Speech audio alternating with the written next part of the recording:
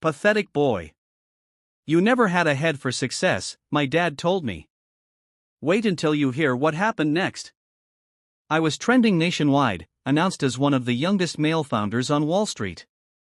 At the family barbecue, everyone went silent when I rolled up in my Ferrari. My name is Joshua Langford. I'm 23 years old, and I built a financial technology startup from scratch in Charleston, South Carolina. Where I'm from, success means calloused hands and a sunburned neck. My father, Nathan, ran a landscaping business for 30 years and measured a man's worth by physical labor. When I chose finance, the disappointment in his eyes cut deeper than any shovel could dig. But you won't believe what I did to prove him wrong. Stay tuned to Jake's Revenge. For 3 years, I'd been working on an algorithm that could predict market trends better than the big firms. Nights, weekends, holidays, all spent hunched over my laptop while my friends were out living their lives. My dad would walk past my room, shake his head, and mutter something about boys playing with computers. Each time, I'd work another hour just to prove him wrong. Last month, I overheard him at family dinner. Joshua will be back mowing lawns by summer, he said, laughing. That boy couldn't sell water in a desert. I didn't say anything. I ate my dinner, helped clean up, and drove back to my apartment to finalize the biggest deal of my life. Want to know how I turned the tables? Keep watching Jake's Revenge. I grew up watching my father build his landscaping company from a single truck to a fleet of 20. Every summer from age 8 or 12, I worked for him, cutting grass, planting trees, hauling mulch under the Carolina sun. He taught me the value of hard work. But somewhere along the way, he confused hard work with hard labor. When I got accepted to University of South Carolina's business program, he barely acknowledged it. College boys think they know everything until they meet the real world, he said, handing me a $20 bill for the road. That was his version of a send-off. My mother, Denise, was different.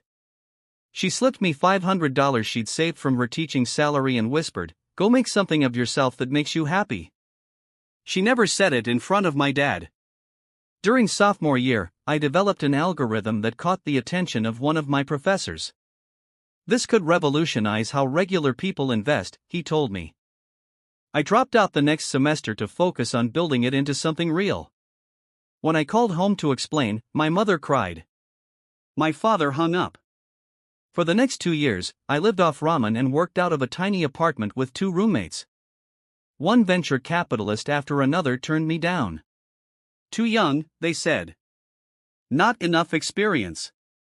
Each rejection email I'd print out and tape to my wall, not as motivation, but as a reminder of who didn't believe in me.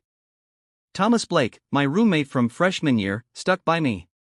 He'd bring me food when I forgot to eat, proofread my pitches, and never once questioned whether I'd make it. You're the smartest person I know, he'd say. Just don't forget us little people when you're rich. Meanwhile, my father's comments grew sharper. At Thanksgiving, he introduced me to his clients as my son, who's still figuring things out. At Christmas, he suggested I apply for a manager position at his company since that computer thing isn't working out. I noticed how he'd suddenly change the subject whenever I tried to explain my work. How he'd interrupt me mid-sentence to point out a neighbor's nicely manicured lawn. How he never once asked to see what I was building. On my 23rd birthday, I got an email from Blackwater Capital, one of the largest hedge funds on the East Coast. They wanted to license my technology exclusively for $14 million. I read the email 17 times, standing in my kitchen, coffee growing cold in my hand. I called Thomas first. He screamed so loud I had to hold the phone away from my ear. Then I called my mother. She cried again, but different tears this time. I didn't call my father. 3 days later, I signed the contracts in New York. The Blackwater executives took me to dinner at a restaurant where the menu had no prices. The CEO, Patricia Donovan, raised her glass. To the future of finance, she said. Everyone clinked glasses. I smiled, but all I could think about was my father's voice. Pathetic boy. You never had a head for success. That night in my hotel room, I got a text from my cousin Evan, the only person in my family who ever showed interest in what I was building. Just saw the Wall Street Journal article. Holy Josh, you're famous. I opened my laptop. There it was. My face, my company, my story splashed across financial news sites. 23-year-old dropout lands 8-figure deal with Wall Street giant. The article mentioned my age 3 times, as if it were the most remarkable thing about me. I closed the laptop and stared out at the New York skyline. I wasn't angry anymore. I wasn't hurt. I just felt clear, like fog lifting off the harbor back home. I knew exactly what I needed to do.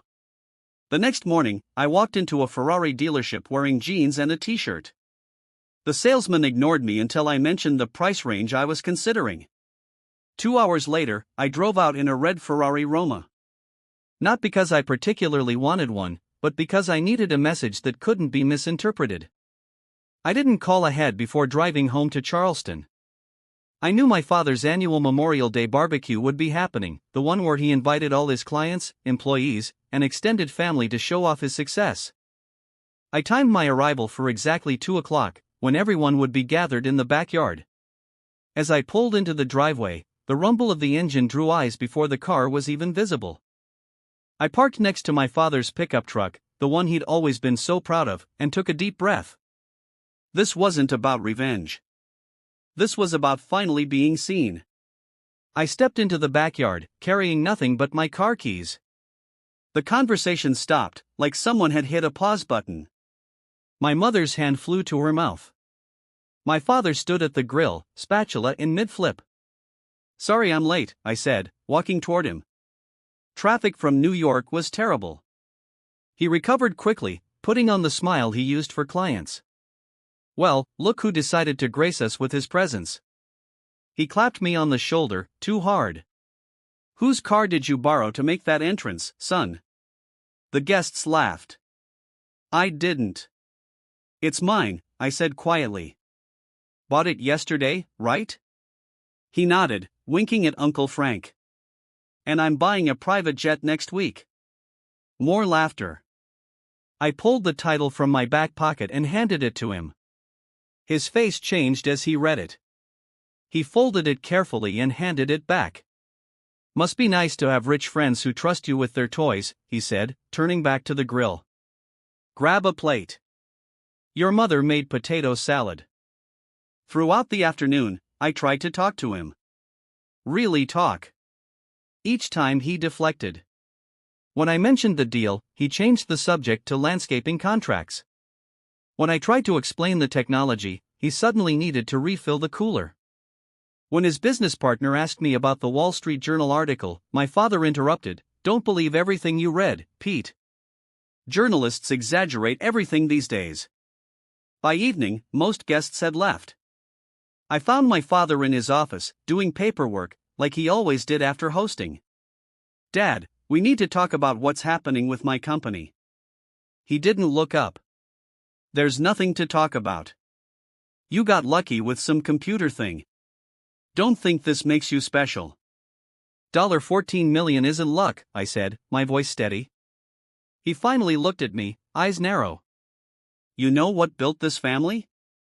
40 years of breaking my back, not sitting in a room pressing buttons, not making up numbers on a screen." He pointed to a photo on his wall, him at 20, standing next to his first truck. "That's real work. That's real success. What I built is real, too." "Is it?" He leaned forward. "Let me tell you something, Joshua. I've seen your type before. Flash-in-the-pan success. You'll blow through that money in a year, and those Wall Street sharks will spit you out when they're done with you. And then where will you be?" I didn't answer. "You'll be right back here," he continued, "begging for a job, and I'll have to explain to everyone why my son couldn't hack it in the real world." I left his office without another word. In the kitchen, my mother was washing dishes. She turned, drying her hands. "He's proud of you," she said softly. "He just doesn't know how to show it." I shook my head. "No, Mom. He's not proud. He's threatened." The next morning, I got a call from my cousin Evan. "Uncle Nathan's telling everyone your deal fell through and you lied about everything." He said you rented that car to show off. Something cold settled in my chest. Not anger, just certainty. I spent the next week in Charleston, staying at a hotel downtown rather than at my parents' house. I met with lawyers, financial advisors, and the team I was building. But in the background, I was hearing things about my father, about me, about my company. Thomas texted me, "Your dad came by the apartment looking for you. Asked a bunch of questions about where the money's going." My aunt called. "Nathan told everyone at church that you're in some kind of legal trouble with those New York people. Is everything okay?" Even Patricia from Blackwater reached out. "Just checking in. Someone claiming to be your father called our office asking for details about our agreement. Obviously, we didn't provide any." I drove to my parents' house on a Tuesday afternoon, when I knew my father would be working. My mother let me in, nervous energy in her movements as she made coffee. "Mom, what's going on with Dad?" She sat down, hands wrapped around her mug. "He's worried about you, that's all." "Worried enough to tell people I'm a liar? Worried enough to call my business partners?" She looked down. "You have to understand, your success, it challenges everything he's built his identity around." "That's not my problem." "No," she agreed quietly. "But he's making it your problem." She hesitated. "There's something else. The business is struggling. Has been for years. The new landscaping chains are undercutting his prices. He can't compete." The revelation hit me harder than I expected. "Why didn't he tell me?" "Pride," she said simply. "The same reason he can't celebrate your success. In his mind, if he admits your way worked, it means his way failed." I left my mother with a promise to fix things. But as I drove away, I realized the problem went deeper than I thought. This wasn't just about my father's pride. It was about his fear. Fear that I represented a future that had no place for men like him. That evening, I called Uncle Frank, my father's younger brother and business partner. We met at a bar downtown. He remortgaged the house, Frank told me, staring into his beer. 3 years ago. Put everything into the business. New trucks, new equipment, trying to keep up with the big companies. It's not working. Why are you telling me this? Frank looked up. Because yesterday he asked me if I thought you'd be willing to invest your computer money in the landscaping business. He's planning to approach you about it. I sat back. He doesn't believe my success is real, but he wants my money. He believes it's real. He just can't admit it. Frank sighed. Look, your father is a proud man. He built something from nothing. But the world changed, and he didn't. On my way home, I drove past my father's business. The lights were still on. I parked across the street and watched him through the window, hunched over paperwork. For a moment, I saw him clearly, not as my father, but as a man running out of options, clinging to a past that was disappearing. I realized then that his attacks on me weren't just about resenting my success. They were about using me to explain his failure. If my way was wrong, then his way wasn't failing. It was just underappreciated in a world that no longer valued real work. The next morning, I received a text from him. Need to discuss business opportunity. Dinner tomorrow, 7 p.m. I texted back one word, yes. I didn't go to dinner. Instead, I spent the day setting things in motion. First, I called Patricia at Blackwater. I need information on landscaping companies in the Charleston area, specifically which ones are acquisition targets and which are expanding. By noon, I had a list of the 3 biggest players in the region. By 3, I had meetings scheduled with 2 of them. Next, I called a commercial real estate agent.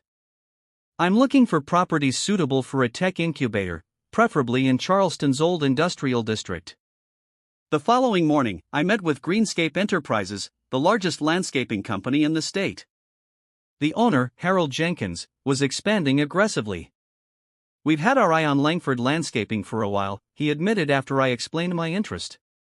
Prime service area, loyal customer base, but Nathan won't even take my calls. What if I could change that? I asked. By evening, I had an offer in writing. Greenscape would buy my father's company for $1.2 million, twice what it was currently worth on paper, with a 5-year employment contract for my father as a regional manager. His employees would all keep their jobs with improved benefits. I also had a lease signed on a 15,000 square foot warehouse space that I was converting into the headquarters for my new company. I was bringing my operation back to Charleston. The final piece came together when I hired Evan, who had just graduated with a business degree, as my chief operating officer. Are you serious? He asked when I made the offer. I've never run anything. Neither had I told him. But you believe in what we're building. That's what matters. 3 days after missing the dinner with my father, I still hadn't returned his increasingly irritated messages. Instead, I walked into his office unannounced, carrying a folder. He looked up, anger flashing across his face. So, you decided to grace me with your presence after standing me up. I placed the folder on his desk. This is more important than dinner. What is this? Your big investment in my company? His tone was mocking. No, it's an acquisition offer from Greenscape. They want to buy Langford Landscaping. The color drained from his face. You went behind my back. I went ahead of you, I corrected. The business is failing, Dad. You and I both know it. This offer keeps your legacy intact. Your employees keep their jobs. You get to stay on as regional manager with profit sharing. So that's your plan? Sweep in with your Wall Street connections and take over the business I built? His voice was rising. I shook my head. The business you built is dying. This saves it. He stood up, trembling slightly. Get out. There's one more thing, I said, reaching into my jacket. I placed a key on his desk. This is for you. He stared at it. What's this supposed to be? It's the key to my Ferrari. Consider it a gift. His eyes narrowed with suspicion. I don't want your charity. It's not charity. It's an advance. I headed for the door, then turned back. The offer expires in 48 hours. After that, Greenscape approaches your competitors. Think about your employees, Dad. Think about Mom. As I walked out, I heard him pick up the key. The next morning, I got a text from my mother. He drove the car this morning. Didn't say a word about it, but he drove it. By evening, my father had called Harold Jenkins at Greenscape. 24 hours after that, they had a deal in principle. I watched from a distance, saying nothing as my father signed away the business he'd built over 40 years. He looked smaller somehow, sitting at that conference table. But when he walked out, the keys to my Ferrari still in his pocket, his shoulders were straight. 2 months later, I stood on a makeshift stage in my newly renovated headquarters. Around me were 200 people, my employees, local business leaders, journalists, and family members. My father stood in the back, arms crossed, still uncomfortable in spaces like this. Today, we're officially launching Horizon Analytics, I announced. Our mission is to make financial technology accessible to everyone, not just Wall Street firms, and we're proud to be doing it right here in Charleston. Applause filled the room. I continued, we're also announcing our first local partnership. Horizon is investing $2 million in Greenscape Regional Holdings, the newly formed parent company of several landscaping businesses, including the former Langford Landscaping. Murmurs rippled through the crowd. My father's head snapped up. As part of this investment, we're launching a technology initiative to help traditional service businesses compete in the digital economy. And I'm pleased to announce that Nathan Langford will be heading this initiative as Director of Traditional Industries. The room erupted in applause. I looked directly at my father for the first time. His face was unreadable. Nathan has built something valuable over 40 years. Knowledge that can't be coded into an algorithm, experience that can't be learned in a classroom. By combining his expertise with our technology, we're not replacing the old with the new. We're building something better than either could be alone. After the presentation, as people mingled and celebrated, my father finally approached me. "You planned this all along," he said. "It wasn't a question." "I planned to build something that matters," I replied. "The rest just fell into place." He looked around at the buzzing activity, the employees hurrying past with purpose, the sign with my company's name on the wall. "Your name's not on the building," he observed. "Neither was yours," I said. "But everyone knew who built it." For the first time since I was a child, I saw something like respect in his eyes. Not approval, we were beyond that now, but recognition, one builder to another. He held out his hand. I took it. "The Ferrari stays with you," I told him. "Consider it a signing bonus." A hint of a smile crossed his face. "I already sold it, bought a truck instead." He paused. "Put the rest in your company's stock." 6 months later, I sat in my office overlooking the Cooper River. On my desk was a framed article from the Charleston Business Journal. Local tech firm partners with traditional industries, creating 150 new jobs. My father and I weren't close, probably never would be, but we'd found a different kind of relationship. Once a week, we had lunch to discuss the traditional industries program. He'd started bringing in other business owners, plumbers, electricians, carpenters, men like him who were being left behind by technology. "They don't need handouts," he told me during our last meeting. "They need tools that make sense for them." And I listened, really listened, because he was right. The partnership with Greenscape had exceeded everyone's expectations. My father's expertise, combined with our technology platform, had expanded their business across 3 states. The same employees who once worked for him now had stock options and better healthcare. My mother had finally quit her teaching job and was traveling, something she'd always wanted to do but never could afford. "Your father actually took a cooking class with me in Italy," she told me, laughing during our weekly call. Can you believe it? Thomas had joined the company as our marketing director. Evan was thriving as COO. We'd hired 30 graduates from local colleges, creating a pipeline of talent that didn't need to leave Charleston for opportunity. As for me, I'd traded proving myself for building something lasting. The $14 million deal that had once seemed like my entire goal was now just the beginning of a much larger story. That evening, as I left the office, I passed the wall where we displayed our company values. At the bottom was a new addition, suggested by my father during one of our meetings: "Remember whose shoulders you stand on." I walked out to the parking lot, where my basic black sedan was parked next to my father's new truck. No luxury cars needed anymore. We both made our points. Driving home along the water, I thought about success. How I'd once defined it as proving my father wrong, and how I now saw it as something we were building together, each in our own way. I'd gotten my revenge, but not how I'd imagined, not by humiliating him or taking away what he valued, but by creating a future large enough to include his past. By building something neither of us could have built alone. That felt like winning, not against him, but for both of us. Don't miss the next incredible story of triumph. Subscribe to Jake's Revenge for more.